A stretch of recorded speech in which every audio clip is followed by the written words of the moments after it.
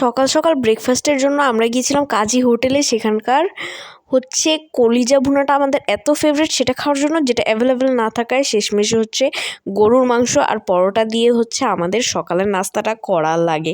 এরপরে হচ্ছে আমরা নিউ মার্কেটে গিয়েছিলাম, আর ওখানে যাওয়ার পর দুপুর টাইম হয়ে যাওয়ায় প্রচণ্ড ক্ষুধা লাগে, যার কারণে বাধ্য হয়েছে যে আমাদেরকে ওখানকার রাইস আইটেমটা নেওয়া লাগে। তো এইটা হচ্ছে ফ্রাইড রাইস একটা আইটেম।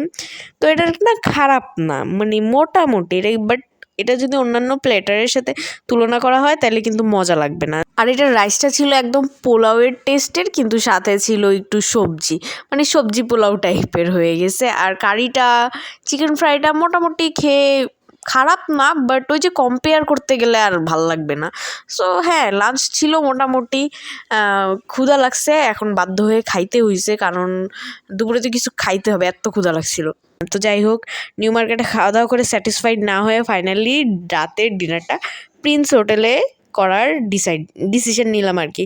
তো আমরা মোটামুটি ফ্যামিলি সবাই ছিলাম, আব্বু আম্মু বাদে।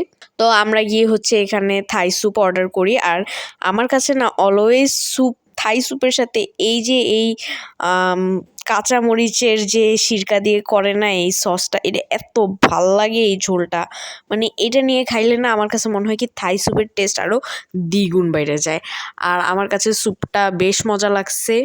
আর থাই স্যুপ তো আমার অলওয়েজই, স্যুপের মধ্যে থাই স্যুপ বেস্ট লাগে। সেই সাথে হচ্ছে সিজলিং নিয়েছিলাম, বিফ সিজলিং, আর হচ্ছে চিকেন ফ্রাই ছিল, থাই চিকেন, আর হচ্ছে ফ্রাইড রাইস।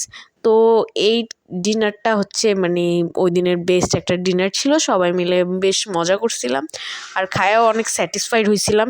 প্রিন্সের যে 12 নম্বরের সেকশনটা আছে না, ওইটার থেকে আমার কাছে মনে হয়েছে এই মিরপুর 13-র যে প্রিন্সটা, এখানের খাবারের টেস্ট বেটার। সো ইয়া, ইট ওয়াজ স্যাটিসফাইং। ইভেন আম্মু আব্বুর জন্য হচ্ছে আমরা হচ্ছে চাউমিন নিয়েছিলাম, চিকেন অর মিক্স আমার খেয়াল নাই, বাট চাউমিনটা এত মজা ছিল যেটার ক্লিপস নিতে আমি ভুলে গেছি, বাট আমিও খাইছিলাম, অনেক মজা।